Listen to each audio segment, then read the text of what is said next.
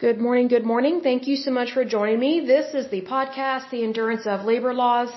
I'm your lovely host, Lesley Sullivan, and today is episode 208, and we are going to take a look at the CBP Office of Field Operations. So that is the U.S. Customs and Border Protection, so this is their Office of Field Operations. So this one's very interesting. They have a really large budget. It's way too large in my personal opinion. It's about $3.2 billion a year. That is their annual operating budget. And so basically, Congress writes them a blank check basically for all this money. And I do understand that the U.S. Customs and Border Protection is very important. But I think spending $3.2 billion per year for this is ridiculous. I think that's overspending, and I don't think our money is being spent well. So that is a concern for me. But it says here, the Office of Field Operations, also known as OFO, is a federal law enforcement agency within the U.S. Customs and Border Protection. They are responsible for managing the United States Customs operations at 20 field operation offices, 328 ports of entry, and 16 pre-clearance stations in Canada, Ireland, and the Caribbean. It is headed by an executive assistant commissioner. The OFO directs the activities of more than 27,000 employees, including more than 22,000 officers and agricultural specialists. So what's really interesting about this is that, yes, they have about 27,000 employees, maybe a little bit more, but that does not justify their extremely large budget. Because just think about it. You know, how much is $3.2 billion? It's quite a bit, right? But they only have, maybe a little over 27,000 employees. So something's going on there that doesn't really add up in terms of just basic math and logistics and what exactly they do. Now, mind you, our borders are very, very important. And so where I get concerned with this is, and I've said this before, our U.S. Customs and Border Patrol, they are very important to the United States, and they are a federal agency. They are supposed to enforce federal law, so technically they are a form of federal law enforcement. Where I get concerned with this is where I kind of feel like they can't always do their job and do it well, depending on who is president and what kind of administration it is. I feel like this particular agency, in regards to U.S. Customs and Border Protection, I feel like they can get more done and do their job better whenever a Republican is in office, because Republicans tend to value the safety of the United States way more than Democrats, way more than liberals, way more than progressives. So, I do have a concern with this because we currently have an administration, they may have good intentions, but here's the thing, they think that we should have an open border. And that directly impacts the safety of the United States. I can't think of a single country on the face of this earth that has open borders like this. I mean, even China has a wall, and they call it the Great Wall. I mean, you would think that, if the powers that be, the higher-ups within the United States government, if they really cared about the safety of Americans, we would at least have a wall. That would be my thinking. And here's the thing. This wall should have been built during the second President Bush's term. So you have two different President Bushes. The second President Bush is his son, and he was supposed to build a wall. And then Trump was trying to get the wall built because Democrats, they don't ever build stuff like this. They're very similar to labor unions in that all they really do is they try and take over an industry and take over those jobs, but they're not the ones that are actually supplying the jobs. They're not the ones that actually invent anything. See, Republicans know that. I am a Republican capitalist, and I know that, it's the private sector that invents things. It's the private sector that provides jobs. It's not the government. So needless to say, I've said this before, I don't like it whenever a candidate or anyone running for president or even a president says, oh, we're creating jobs. And both Republicans and Democrats have said this. And it's like, okay, if you really think that the government is creating jobs, then all these new jobs that pop up in our market would be working for the government. See, they need to be true to their word. Now, the federal government can lower taxes so that it gives businesses and citizens alike a tax break. But the federal government, and neither does the state government, they do not create jobs unless you actually work for the government at a state or federal level. So, there's this very illogical expectation of a lot of people. They think that government creates everything. It does not. It hinders it. I mean, think about it. The federal government does not, or did not create the MRI machine. The federal government did not invent any vaccines whatsoever. They didn't do any of the work. It was doctors, scientists, and also these pharmaceutical companies that people love to shame and blame all the time. And I'm not saying that pharmaceutical companies don't ever make mistakes, because they do, but here's the thing. Without pharmaceutical companies, we don't have health care. Think about that. We would not have any medicines whatsoever. We would have no vaccines. But big government wants you to think that big government has all the answers, and it does not. It just hinders a lot of people from doing their job and doing it well, and unfortunately, it really does matter who's president and who they appoint to different positions within the federal government, because if you have an administration like what's going on now, our border is not secure, and the Customs and Border Patrol that protect our border, they are trained and paid to enforce federal law. But the current administration is basically tying their hands saying, you can't send illegals back to their country. That's what we're supposed to do. So, I definitely understand where they're coming from, because nothing would be more frustrating than to be trained at a job that you love, and you want to do your job, you want to do it well, and then, people way above you tell you, no, you can't do your job, but then they complain that you're not doing your job. It's just, I don't agree with setting people up for failure. That is exactly what is happening here. So it really does matter who is president, and also what party they're from, and basically what is their platform? What are their promises? What are they saying they want to do for the United States? Because me personally, I'm all for protecting our border. We need more protection at the border. Because as far as I know, last I heard, we have thousands upon thousands of people immigrating illegally and trespassing into the United States across our southern border. That is a huge problem. That is a huge problem. So, being that we know those problems exist, we need to do a better job of helping these employees do their job and do it well, and make sure that they're not being hindered by bureaucrats in Washington, D.C. Because sometimes there is a disconnect between the leaders, a leader and the people, so to speak, or maybe the bureaucrats that work in D.C. and they're trying to move everybody like pawns on a chessboard. That kind of stuff needs to stop, and this is why, President Trump, why he was trying to drain the swamp. He really tried. But, D.C. is a very murky place to work and live, that's for sure. But anyway, this particular Office of Field Operations in regards to the U.S. Customs and Border Patrol, or protection, they have been granted full border search authority. That's been granted by the United States Congress, and that allows officers to stop, question, inspect, and examine any person or conveyance entering or exiting the United States, and place those individuals violating federal law under arrest. Here's the thing. Our current administration doesn't think anyone that commits a crime should be arrested, especially people that are coming here illegally and doing bad stuff.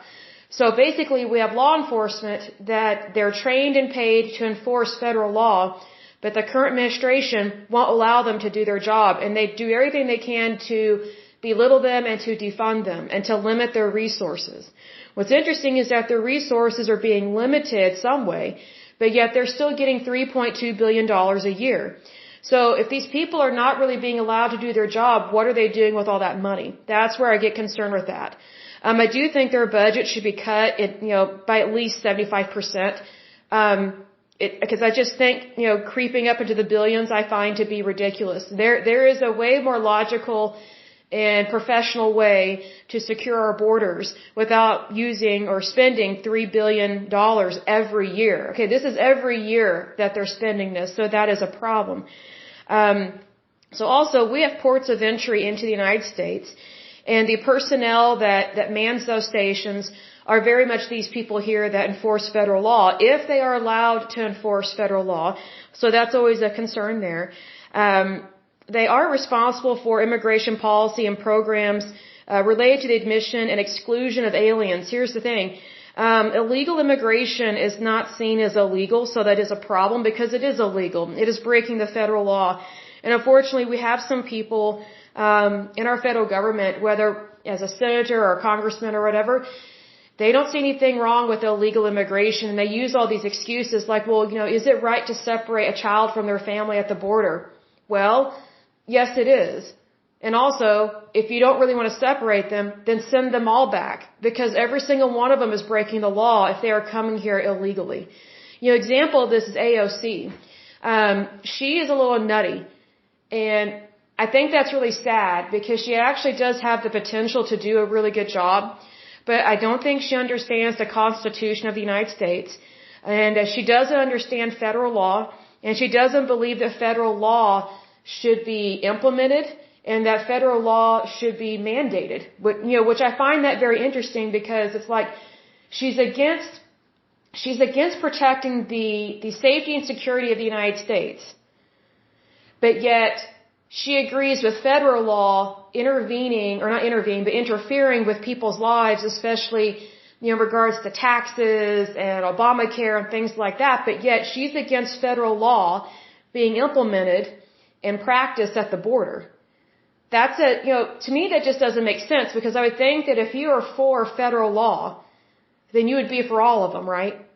I guess not with her. So that's why you have to be careful who you elect into these different offices, within our federal government, because it very much matters. Because, every once in a while she makes a good point, but, the fact that she's so ignorant and uneducated and doesn't believe in the safety of the United States, I just find that to be really weird and bizarre. It just makes no sense to me because, she's not living at the border.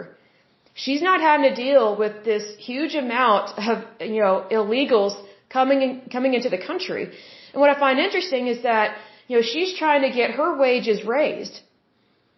And it's like, okay, so you want your wages raised, but yet you think it's okay for illegal immigrants to come into the United States. Well, here's the thing. The more illegals we have trespassing into the United States, the more that causes inflation, and the more our labor becomes cheap.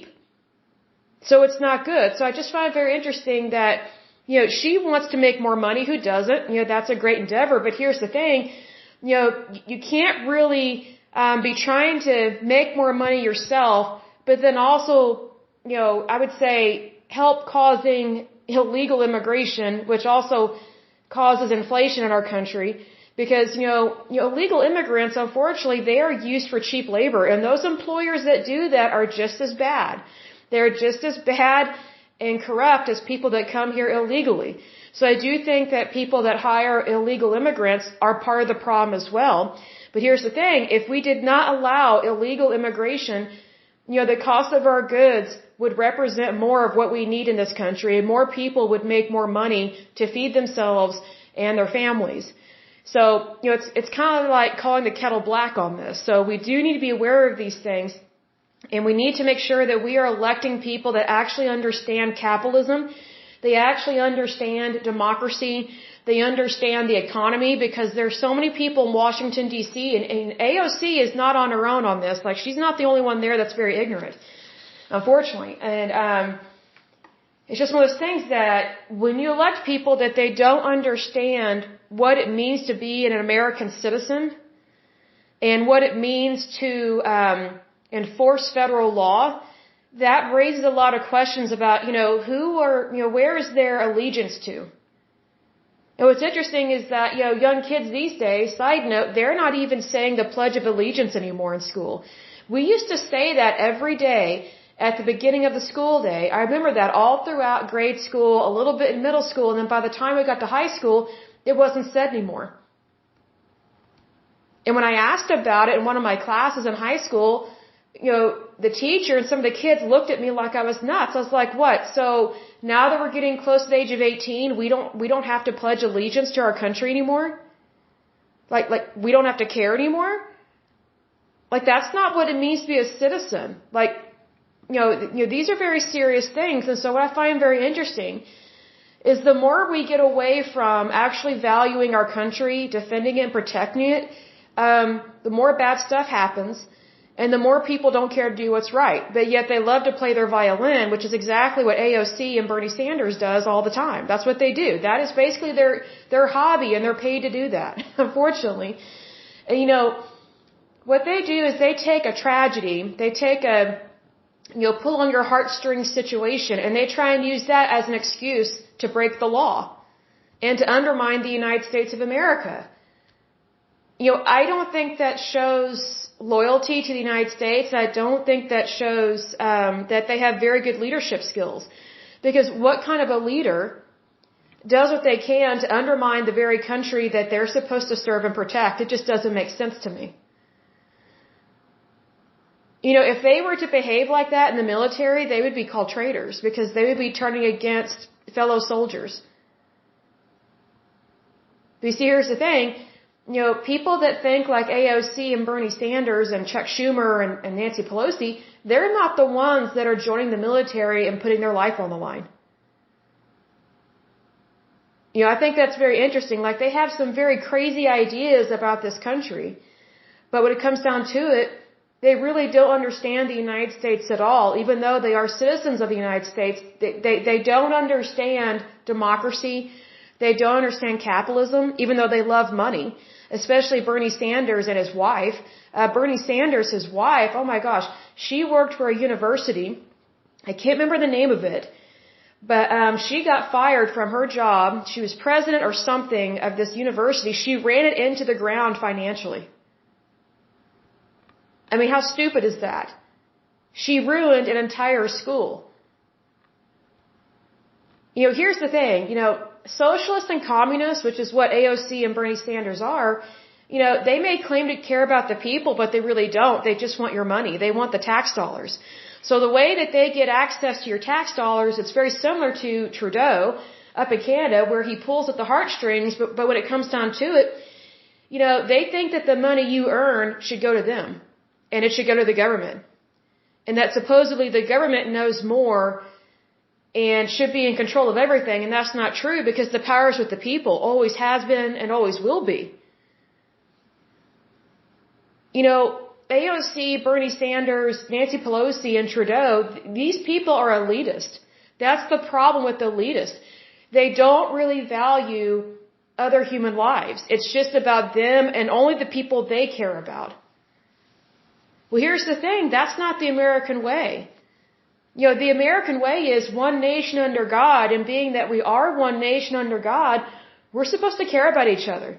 And if you really care about someone, then you're not going to use them for their tax dollars, and you're not going to raise the taxes so high that they can't afford, a full tank of gas, or they can't afford eggs, they can't afford milk, they can't afford bread, they can't afford cheese, they can't afford beef, they can't afford sausage, they can't afford bacon. Like, these are basic necessities that used to never, they used to never cost this much. And when they did, it was usually whenever President Obama was in office and then when Jimmy Carter was in office. I mean, I think there's a similarity there. There's a common thread.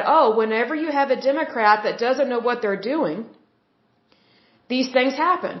And here's the thing, not all Democrats are bad. There are actually some really good Democrats out there. It's just that they are being overshadowed by some of these crazy liberal nutbags that are just doing everything they can to ruin the economy in the United States. And the way that they ruin the economy in the United States is they help agencies like the one we just talked about that spends $3.2 billion.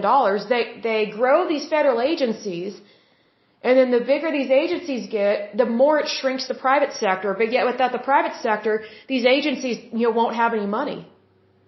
See, that's the problem. Do you want your government to be big or small? See, here's the thing. The larger your government gets, the smaller your economy gets. The larger your economy gets, the smaller your government gets. This is why people need to be, Republican capitalist. Because you have more opportunity to succeed as a Republican capitalist. The bigger your government gets, the more difficult it is to earn a living. Because more and more of your money goes towards, the federal government and to these federal agencies that don't always really care about people, and they don't always do what's right, unfortunately, and they cannot stand being audited, and they get offended. Oh, how dare you audit me? That's basically what happened with the DOD, the Department of Defense. And you would think our military, whenever I was researching about the Department of Defense, this is just a side note, I was really shocked at the lack of ethics and morals and values within that department, within that agency, because, for the most part, I have a very high opinion of the military. But then when you see how it's being led, and these higher ups are totally sucking us dry of our tax dollars, and they're funneling it to these federal agencies, I'm like, how is that any different than like a multi-level pyramid scheme? How's that any different than some of these types of businesses that are seen as unlawful in the private sector? But yet when the federal government does it, it's seen as legal. I have a big problem with that because that's not the American way, it's not the Christian way, and it's not ethical. Like, I wish the Department of Defense and all of these federal agencies that are spending billions and billions of our tax dollars, I wish they would just say it like it is. We want your money and we're going to spend it. I wish they would just be honest about it, just admit that they're crooks. Really, I just wish that they would, I just wish they would be honest. Just say it like it is. Just admit that they run their agency almost like a used car dealership. Sometimes they speak out of both sides of their faces because they're two-faced all the time. They don't want to do an audit. They get offended. And they pretty much don't respect anybody else's authority because they think they are the authority and they think they are above everybody else. And guess what? They're not. See, a lot of these federal agencies, unfortunately including this one, they think they're too big to fail. They act like these stupid banks or the United Auto Workers Union. No one is too big to fail. No one. See, here's the thing. Whenever someone thinks they're too big to fail, that tells you right there they have a problem with greed and ego. And those two problems are pretty large. They're pretty serious. Because I would think the larger your agency gets, the more you would want to do audits. And you should probably do them every year, if not twice a year, if not quarterly. Because the more responsibility you have, guess what? The more you are responsible for, and the more you are held accountable to what you have been entrusted with. See, unfortunately, with this agency, the CBP, Office of Field Operations, their annual budget, meaning monies that they're just given willy-nilly by the Congress, annually they're given $3.2 billion, if not more. I find that to be ridiculous. Do you know how many veterans and homeless people we could help with that money? I mean, if we have an administration that's not for protecting our borders, and those people are not really allowed to do their job, why are we still sending them all this money? Why don't we send that money elsewhere? I mean, if the border's not going to be protected, let's just admit it, it's not protected, which is stupid and unfortunate. But why are we still sending them all this money if they're not really doing the work? Why don't we send that money elsewhere? Or better yet, why don't we give tax refunds to the American public? See, here's the thing. Federal agencies, once they get large, it's very difficult to dethrone them. It just is. To get them to admit that they don't need as much money, it's ridiculous. It's ridiculous. And we've talked about, the bureaucracy surrounded with this kind of, I would say, they're scared to admit they don't need as much money because then when they do need more money, the following year or whatever the case may be, then the way that our federal government thinks, these stupid bureaucrats and these professional paper pushers, then they question and say, well, you operated with less money last year, why should we give you more? See, here's the thing. What happened last year, is not equivalent to what is happening this year or in the future. But our federal government, that's how they think. And that's stupid. So these federal agencies, I mean, I understand where they're coming from to a certain extent where it's like, okay, if we admit that we don't need as much money, then if ever we do need more money, we're not going to get it because we accepted less money in times past. That shouldn't happen. Like, these federal agencies should not be fearful about this. They should be able to say it like it is. Last year, we only needed $1 billion. This year, we need $2 billion. Because of stuff that's come up. This is what we need to do our job and do it well. But see, here's the thing. These federal agencies are very similar to state agencies where the odds of them admitting that they need way less money is pretty much never going to happen. Because first of all, they love the money. It's their personal little slush fund. And then also, unfortunately, they get shamed and blamed for saying, hey, we don't need as much money the following year. We're going to see if we can, help save the taxpayer some money. Excuse me. They shouldn't be worried about having to say that, but they are. And I think that's very unfortunate because now, here's the thing. If they feel like they can't speak up in one area, then I guarantee you that happens in other areas where they feel like, I need to report this, but I feel like I can't. That's basically where they're coming from. And that's why we have so many whistleblower situations. There are countless federal employees that feel like they can't say anything and they can't do anything because they're scared of being shamed and blamed. They're scared of retaliation and they are absolutely terrified of losing their job and their benefits. You know what? I don't blame them. That would be very much a concern. But see, here's the thing. If you don't drain the swamp, then stuff like this is going to continue to happen when it should not. And this affects the American taxpayer. And when things affect the American taxpayer, guess what? This affects all workers because all of us pay taxes. I mean, wouldn't it be nice if we got a $3.2 billion tax break? Wouldn't that be awesome?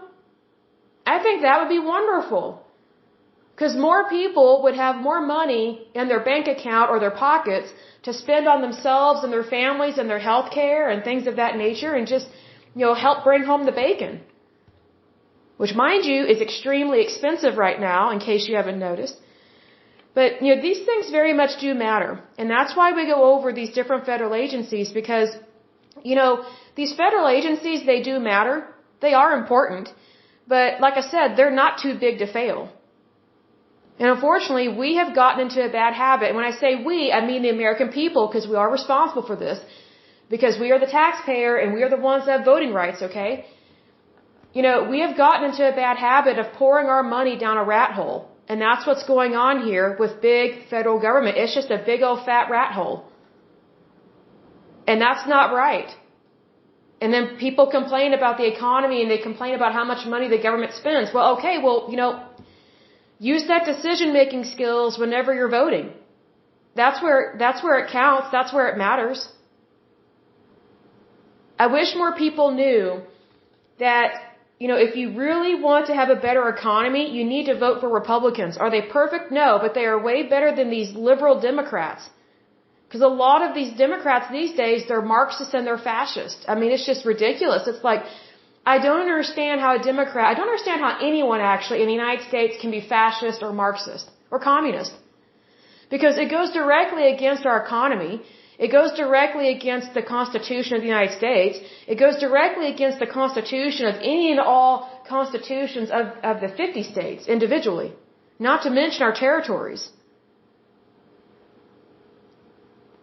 Unfortunately, America, we have all this information, we have all this data, right? We have all this education, we have Google, we have encyclopedias, we have universities, but just think about how stupid some people are. And their solution is just, go to the government, they'll have the answer. No, you need to have the answer. You need to research it. You need to be held accountable for this. See, where a lot of people are missing out on their success and their destiny is taking responsibility for what happens in their life. Not that it's their fault. I'm not saying that at all.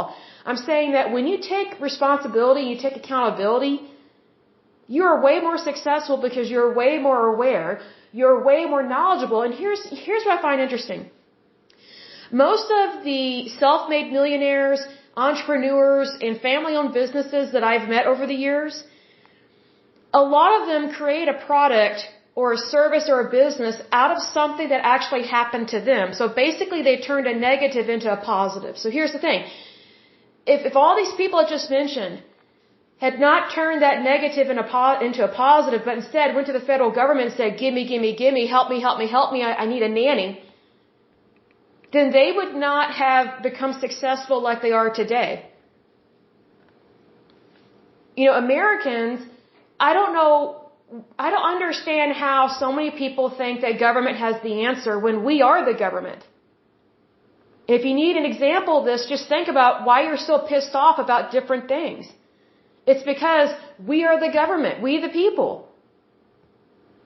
We elect certain people to do certain things, and we expect them to be held accountable to the oath that they take, right? Doesn't matter what kind of office it is, but we expect them to do the right thing. Well, see, here's the thing. As citizens, we're supposed to do the right thing and do our best every day of our life. But if all we're doing is looking to big government to solve every solution, when in fact government has been causing a lot of problems for decades, how stupid is it to go to the federal government or your state government and say, help me all the time? When in fact, you can take whatever was meant for your harm and use it for good. Because, as you know, if you've been listening to this podcast long enough, you know that I'm a born-again Christian believer. And I know that whatever the enemy is doing in my life for bad, for evil, God will turn it around for good. I've seen that happen in my life so many times. And the more I focus on the goodness of God, the more I don't get frustrated by this bad stuff. The more I handle it. And sometimes you have to call people out on their shady behavior, and sometimes I've had to do that, and it sucks. I don't like it, but here's the thing. If you don't ever call people out for what they do wrong, they will continue to do wrong stuff. You know, I've come across some short videos, and I'll close with this. I've come across some short videos on YouTube. I think it's Steve Harvey. I guess he has a show or something. And most of his audience are women, which I find that to be very interesting. And these women are asking him questions, and you can just tell from his facial expression, he's like, how do these women not know the answer to some of this stuff? I mean, it's just like, wow, like, these women, they totally could have answered their own question. And Steve Harvey, he just says it black and white, yes and no. Hey, no means no, or have you slapped that person? Like, it's just hilarious. And it's just like, we have become so docile, it's unbelievable. The United States, we cannot afford to be docile. We can't do this anymore, folks. We need to wake up, get up, and just do the best we can in our life. That's why I'm not a fan of people going to government for a handout all the time. It's one thing if you actually need it. Like if there's a serious illness or, catastrophe, whatever the case may be. But, there are so many people on disability in these other government programs that, they could easily work a desk job and make like 80 to 100K a year, but they choose not to because they think government should pay their checks. And what they don't realize is that whenever you get a handout from the government, you're never going to be rich. You're not even going to be in middle class. You're always going to be in the lower income bracket. What's the point of being poor when you can at least be earning a middle class income, if not be rich? See, here's the thing. I look at it this way. Whenever you settle for less than God's best, you're not ever going to get the best. Ever. That's why you should always strive for something better. You should always strive for more and be your best. Do everything with integrity. And I say this respectfully to my listeners because I love all of you. Stop thinking small-mindedly. Think big. I mean, I love what Donald Trump said to his daughter. He said, if you're going to dream big.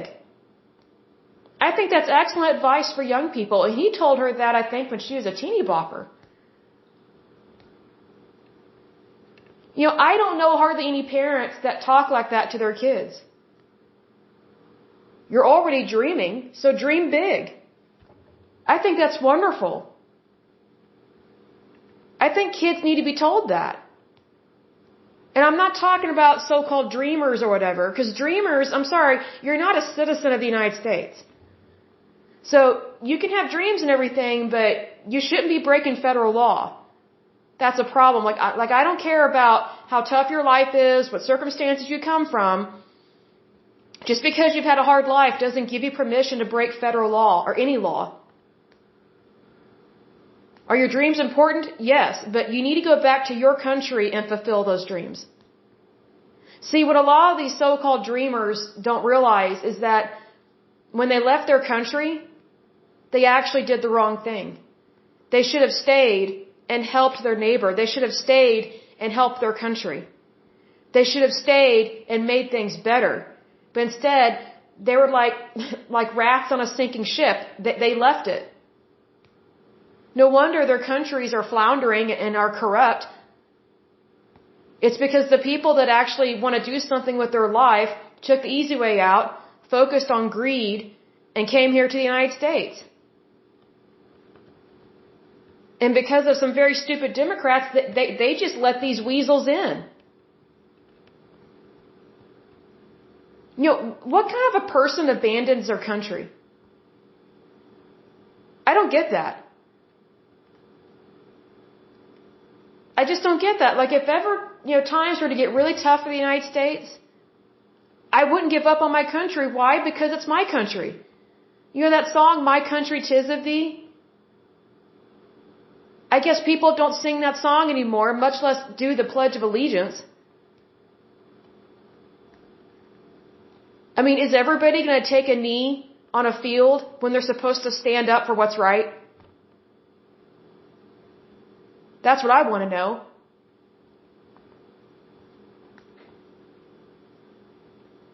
I think America, we have gotten so far off track, but here's the thing. This did not just happen overnight.